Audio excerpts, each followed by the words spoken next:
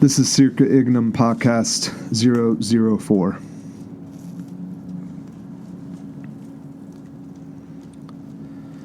A just war, moreover, is justified only by the injustice of an aggressor, and that injustice ought to be a source of grief to any good man, because it is human injustice. I know the objection that a good ruler will wage wars only if they are just, but surely, if he will only remember that he is a man, he will begin by bewailing the necessity he is under of waging even just wars. A good man would be under compulsion to wage no wars at all if there were not such things as just wars. The authority of the sovereign by whose command the war is waged. It is not the business of a private individual to declare war. And as the care of the commonwealth is committed to those who are in authority, it is their business to watch over the commonwealth of the city, kingdom or province subject to them, and just as it is lawful for them to have recourse to the sword in defending that commonwealth against internal disturbances when they punish evildoers, so too it is their business to have recourse to the sword of war in defending the commonwealth against external enemies. That first excerpt was from City of God by St. Augustine, and that second portion of quote was from St. Thomas Aquinas in the Summa Theologica. In this episode, I want to cover the topic of just war, specifically as it relates to all the conflict occurring in our world right now. I think it's apropos, especially today, Friday, October 27th. Pope has asked all of us Catholics to fast and pray in terms of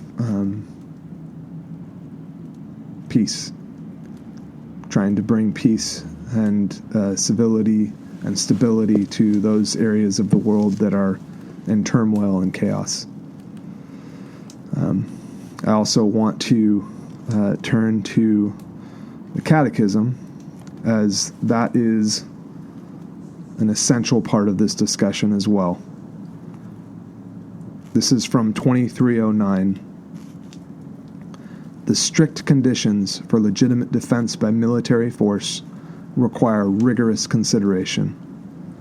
The gravity of such a decision makes it subject to rigorous conditions of moral legitimacy at one and the same time. The damage inflicted by the aggressor on the nation or community of nations must be lasting, grave, and certain. All other means of putting an end to it must have been shown to be impractical or ineffective. There must be serious prospects of success. The use of arms must not produce evils and disorders graver than the evil to be eliminated. The power of modern means of destruction weighs very heavily in evaluating this condition. These are the traditional elements enumerated in what is called the just war doctrine. The evaluations of these conditions for moral legitimacy belongs to the prudential judgment of those who have responsibility for the common good. Joining me tonight is Rick Valdez, as well as Manny Lucio and Gerardo Valdez. Manny and Gerardo don't have mics, but maybe they can jump on if they want to chime in on a specific point. Let me clarify very specifically that none of us in this conversation are canon lawyers as it relates to just war doctrine within the church. That's not a liability claim. That more just has to do with we've done our best to put together a 30,000-foot view discussion around both the conflicts in Ukraine, between Ukraine and Russia, as well as the conflicts between Israel and Hamas. What do you got, Rick? Well, thank you for bringing me on for this, and I will admittedly start to say that I feel a tad bit overwhelmed coming on with this topic, just because I there's not a lot that I know about it. Obviously we hear all the stuff, I would say, in the news, but who really watches the news anymore? And more in social media of what's going on. And I think that you would probably agree with me here. Is like we just have to constantly be careful because everything is spin. Yep. There's so much spin, a lot of the things that I hear and know about the Ukraine-Russia conflict, admittedly, are coming from a right-wing side of the story.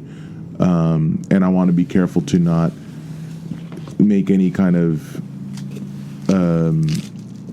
conclusions on that kind of stuff, because there is so much spin in the world today. Yep. And I mean, even on our side, and when I say our side, the right side, the conservative side, there are constantly false things that come out. Yep. Fake news. And so I think I like that you chose this, and it's more of challenge me to really look at what does the church teach. And I think I would hope that I'm with you on the same page, and that tonight is more going to focus on just what does the church teach about a just war, what a just war is. We're not making any indictments or judging one way or the other certain nations. We're more just trying to look at what the church says about this issue, and the listener can decide for themselves where things stand, but always with the guidance of the church. Agreed. Yeah, I think we were kind of spitballing a couple days leading up to recording this now, as well as right before the episode. None of us are experts in the hundreds of years of conflict between Ukraine and Russia, if not, I don't know if it's centuries, but I know it's for sure hundreds of years. And then with Israel and Palestine, that's thousands of years. Yeah. So in Israel-Palestine situation, I think a lot of people don't have historical context for understanding that fight between Israel and Palestine. And I need to specify on this, I'm not talking about Palestine, I'm talking about Hamas, right? It's a terrorist organization.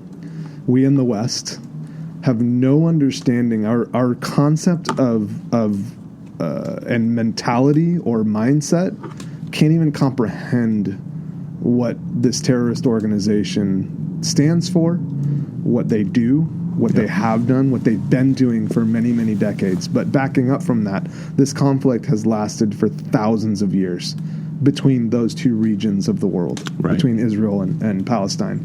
But in this specific modern situation, Hamas does not value life, period. No. They don't value the lives of their own people, meaning Hamas soldiers, Hamas individuals, Hamas children radicals. That they put in front of them to protect them or to shield them. Correct. And so one of the notes that I flipped to you, like in both situations between Ukraine and Russia, between Israel and Hamas, war is messy. I cannot speak from personal experience, but reading enough about war, reading enough about the history of war, it is not black and white. It is extremely gray. It is messy, and that's the issue, really. Like from the church's standpoint, is we're taking something like just war doctrine, and we're having to really parse out and really allow the Holy Spirit to guide us in at this point, really, to be honest with you, it's not where we stand in terms of which quote-unquote side we stand on. That's not what this discussion is about. More, it's let's view these conflicts. How does the church view this? Precisely. Yeah. How does God view this, right? How does the Trinity view this, and how do I incorporate that into my day-to-day conversations as a Catholic Christian with those that would buy into, I back Israel. Yeah. I am a staunch Palestinian supporter. I am pro-Ukraine or I actually haven't run into many people that are like pro-Russian, but neither here nor there. Yeah, the whole like I stand with this, right? And it's the whole the current thing. Yeah. What's the word I'm looking for? Phenomenon. Yeah. The current thing phenomenon. Yeah.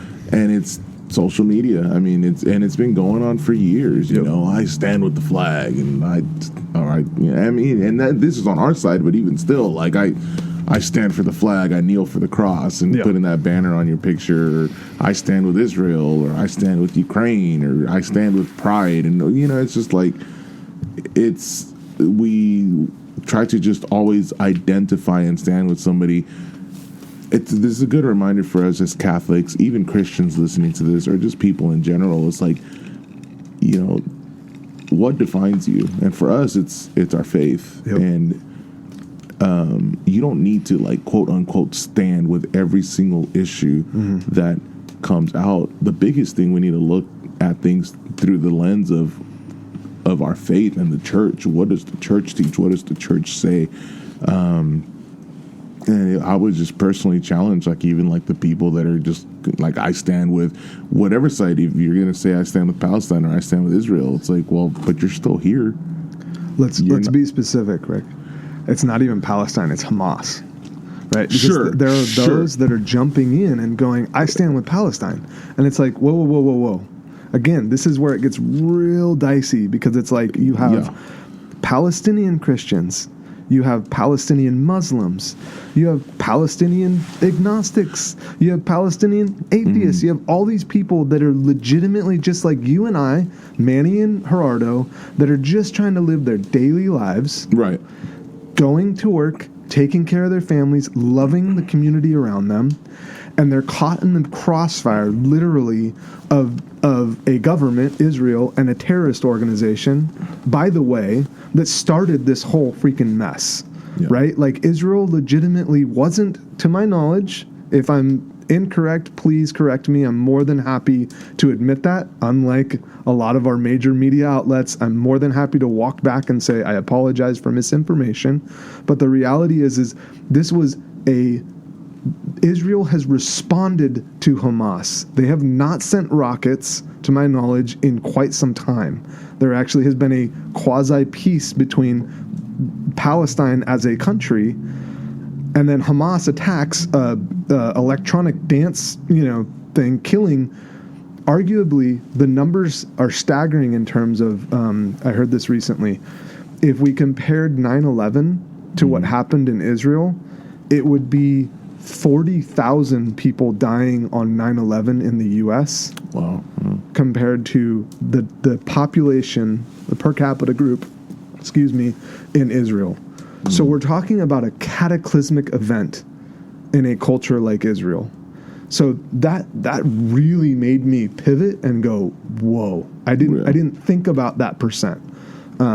So sorry to jump on you on that, but no, you're good. I do just want to clarify, though, when I said pro-Palestine, it was more of, I haven't heard or don't know anybody that said I'm pro-Hamas. Yes, that's because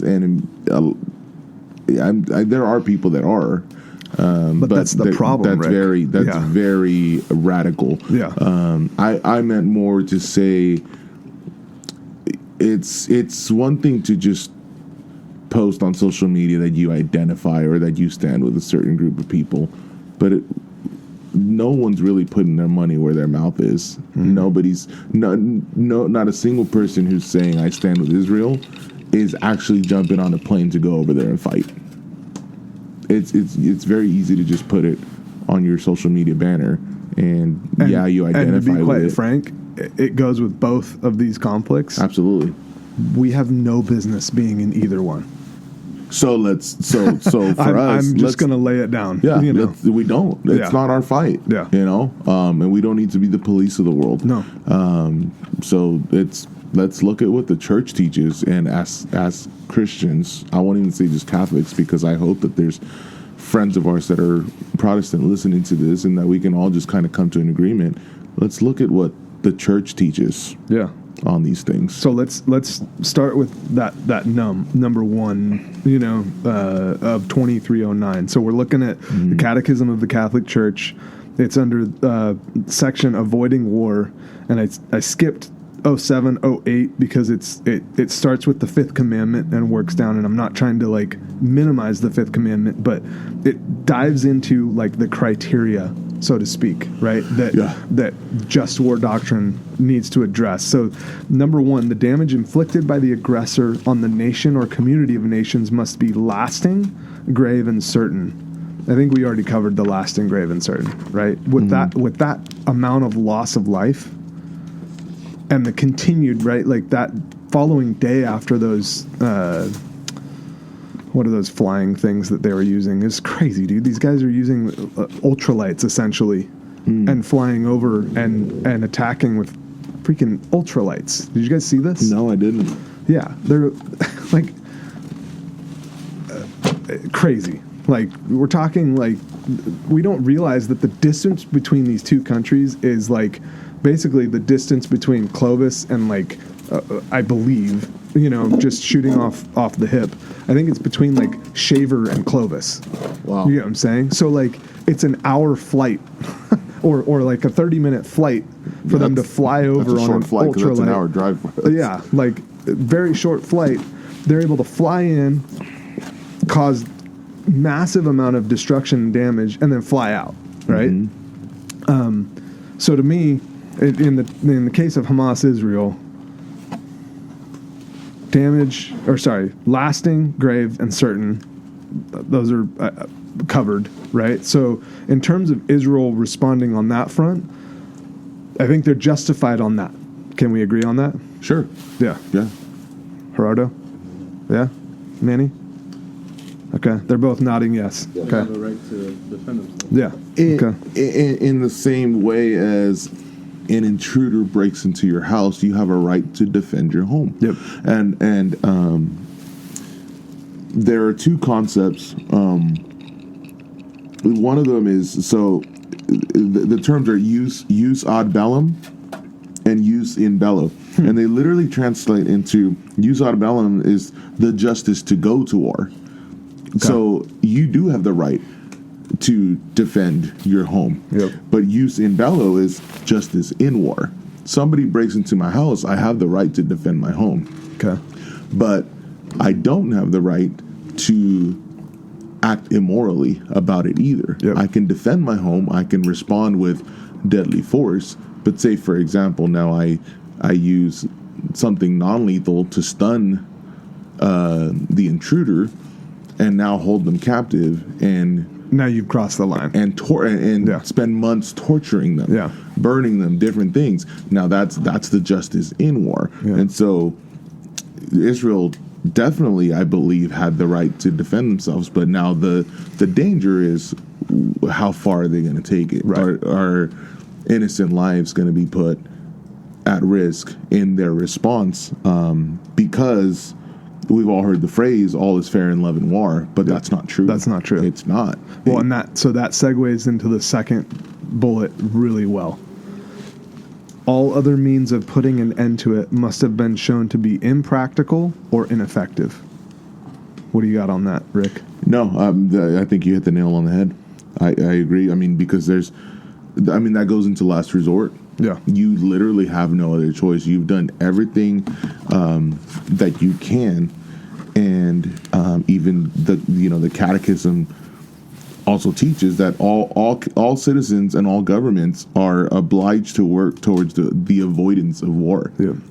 But the just brutal reality in life is that sometimes it can't be. Yeah. And there is a difference between there has to be a difference. I had this in my notes here. I can't find it now, but basically between the presumption against war being different from pacifism, which is to say that war is never acceptable or can never be justified, and that just simply isn't true. That isn't. There are times where you have no other choice, but when you're dealing with evil that we cannot comprehend, pacifism means you're dead. Right. period. End of story. Full stop. They will not stop until Israel is destroyed. So either you use all means necessary, right? And this is where I have to take issue with Israel, right? Because you now get into this, again, gray area where if you're targeting specific buildings that you know for certain have Hamas infrastructure and yet are absolutely surrounded by citizens, do they have green light, using terminology, do they have green light to respond? My argument is no. That's the problem. Because you're dealing with ideologies that don't like coexist. I hate using that word, but they don't. It's not like in the U.S. we have military installations, we have Air Force bases, we have naval stations, we have Marine bases, we have Army bases, right? You can't, those would be specific target areas that any other military would go, we can rocket this because they're considered combatants. Hamas, not so much, because they're using the citizens around them to shield themselves. So it does not justify Israel sending in ordinance that, quote unquote, may have collateral damage, i.e., for those listening, people dying, or citizen buildings getting destroyed, people that have built homes like all of ours getting completely annihilated or semi-destroyed, right? By no means then other than being next to another building that a terrorist organization has taken over.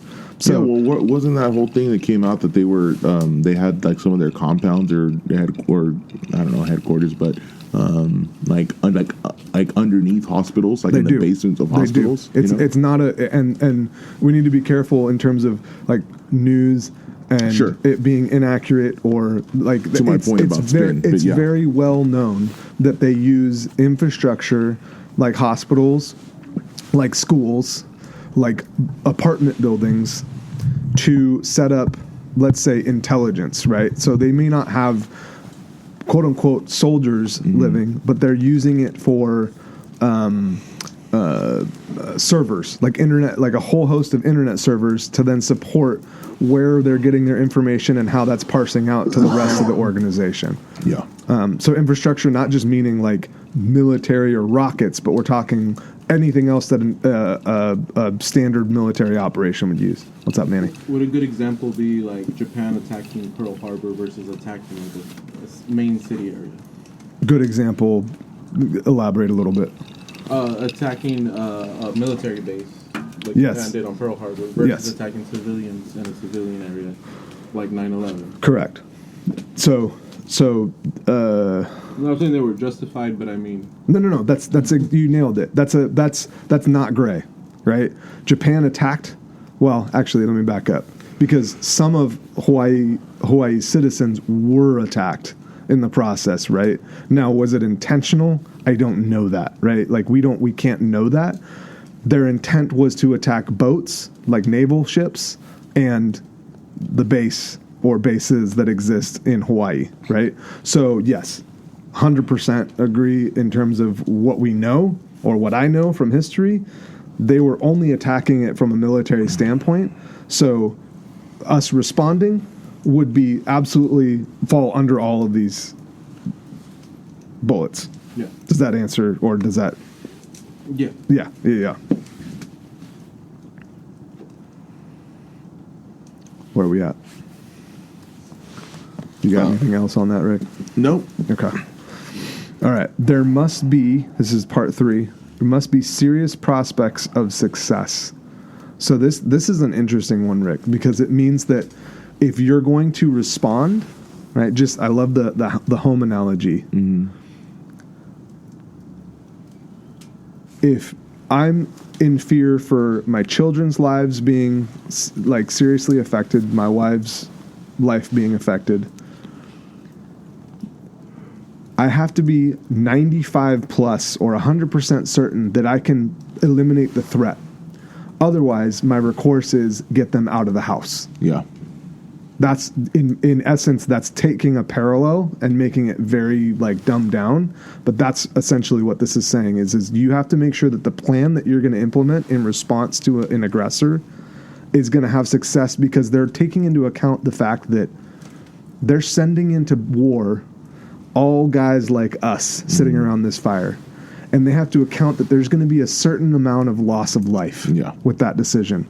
So if they can't with certainty, meaning leadership within Ukraine or Israel, if they can't give a certainty of we're going to have 98% success rate, then there needs to be a very serious hard look in the mirror of, is this something that we follow through on? Right, because they have to consider their own citizens at the same time they're showing aggression. What are your guys' thoughts? I think that, it doesn't have to be like being certain of success, but at least having a reasonable expectation of it. There is a difference. That's fair. There has to be a reasonable expectation of it. There's a chance things can go very south and, things don't go well, but you got to have a reasonable expectation, chance of success. In my notes here, because you've kind of covered some of them, in the jus ad bellum, the justice to go to war, it does mention, it being the last resort, which we covered, being declared by proper authority, which you kind of covered already when you were reading from City of God, right? Private citizen doesn't have the right to declare war. It does have to be declared by the proper authority.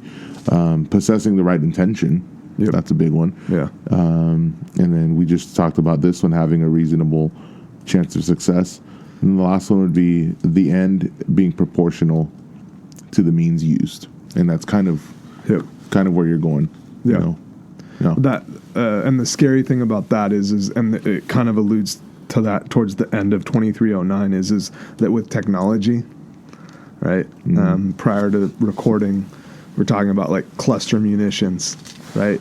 And I mean, shoot, the ordnance that both Hamas and Israel have at their hands is not small. We're talking about ordnance that can level large buildings or large blocks of cities. And so when you're talking about that, it's not like you're sending in drones with a little AK or, M4 attached to it that you can figure out, oh, that's a combatant, oh, that's a citizen, ignore. You're talking about sending something that's going to explode and detonate with shrapnel going everywhere that you cannot control. Right? In the case of cluster munitions, it's literally meant to have massive, devastating effect that I would argue is effective, but is it humane? Right? Because the reality is that I would much rather go into a battle or a specific, war situation. Again, this is coming from someone that's never seen battle or war. So I really need to caveat every time I say something like this, because I don't know. But from what I've read and listened to, I would much rather psychologically destroy my enemy, have them surrender, than have to kill them 100%. Does that make sense? Absolutely. I would much rather be a general on the field that goes, I respect my enemy enough to know that I beat you, but I don't have to destroy every man, down in order to know that I've defeated you, right? Like if I can cause enough psychological disarray to where they can just throw the arms down and be like, okay, you beat us, we're done. I would much rather be in that position as a general facing God when I die than the guy that's like, screw it, send the cluster bomb in, we're done. Annihilate them all. Yeah, and that goes into the concept of, the justice to go to war versus the justice in war. I mean, those two need to go hand in hand, because you can go to war for just reasons, but you can also conduct yourself in an unjust way. That was what were the Latin terms that you were just using? Jus ad bellum. Okay, and that means justice to go to war. Okay, to go to. And then jus in bello, bello and bellum here, Latin for war. Okay. Use in bello, the justice in war. In war. In war. So the act of starting war, and then while you are in war, what is your moral obligation, essentially? Sure. Yeah, okay. And acting in a just way. Yeah. Yeah, that's, I mean, I feel like we've done a really awesome, at least cursory, 30,000 foot view on this. Yeah. My takeaway, love to hear your guys' thoughts, but my takeaway is exactly what you said earlier, Rick. This is something that Catholics need to pray about, discern, right? Do your own research, because we're barely scratching the surface on what's been written. Augustine, you know that this isn't something that's new to the human condition when Augustine and Aquinas are talking about it, right? Yeah. So it's a function of now understanding what does the modern concept of this look like, because what warfare looked like for Augustine, and even between Augustine and Aquinas, looked very different. Technology had changed drastically between the two. So, and more so now than ever. But again, back to the commentary on camps and identifying and standing with, as Catholics, we need to be very, very judicious, and not that we are standing back going, I'm not going to be participatory. Mm-hmm. It's a function of anytime humans are involved in anything, it becomes messy. And so we need to be able to discern. And if that means it takes time to know where we stand on something, then I would much rather myself as a Catholic, to take the time to discern and understand what that looks like and how we present ourselves, that we are logical and philosophical and theological about how we answer this question. Because if we don't, then we end up tying ourselves to something that isn't in line with what the church stands by. Yeah. Is that fair to say? Absolutely.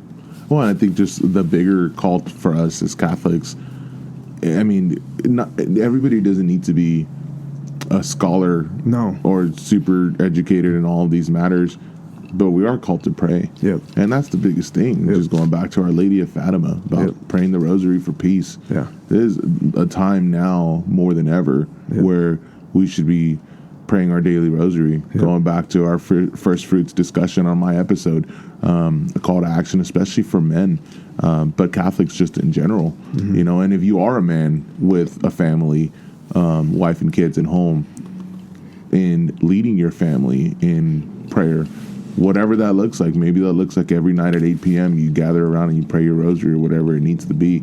Or maybe you're praying your rosary on your own, but you still pray with your family in a different fashion. Mm-hmm. But the rosary definitely is the weapon for our times in praying for peace. And I think that more than any of the I stand with this or I identify with this, or more than anything, as Catholics, that's what we're called to, is to prayer. Yep. Agreed.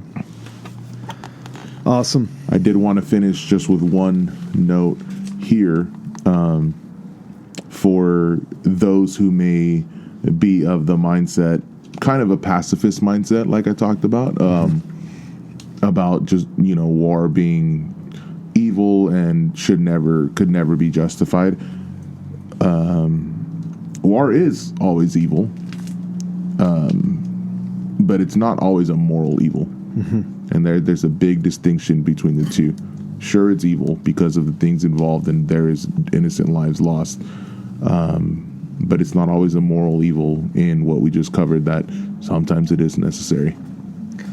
And I would follow up with, evil exists, and I will not abide by allowing it to destroy innocent lives, nor should we, even as Catholics, stand by, as we have not in the past, in terms of when the Jews, during World War II were being, systematically annihilated. We stepped up. We created, underground railroads. But evil exists. Not to get down on a diatribe. Evil exists in this world that we cannot comprehend. We in the West, especially here in America, do not understand how and what happens in many, many different countries and civilizations around the world, and to the degree and level that it does. And if we don't understand that, we should choose to seek it out and understand what is going on in those areas and in those regions, not because we want to glorify evil, but to then be able to give perspective on being a pacifist. Most of the time is not the answer. It is right to be meek. It is not right to be timid. I'll just leave it at that. Amen. Thank you. Appreciate everyone that's listening. Tell all your friends. Share. Have a good night, guys. Click subscribe.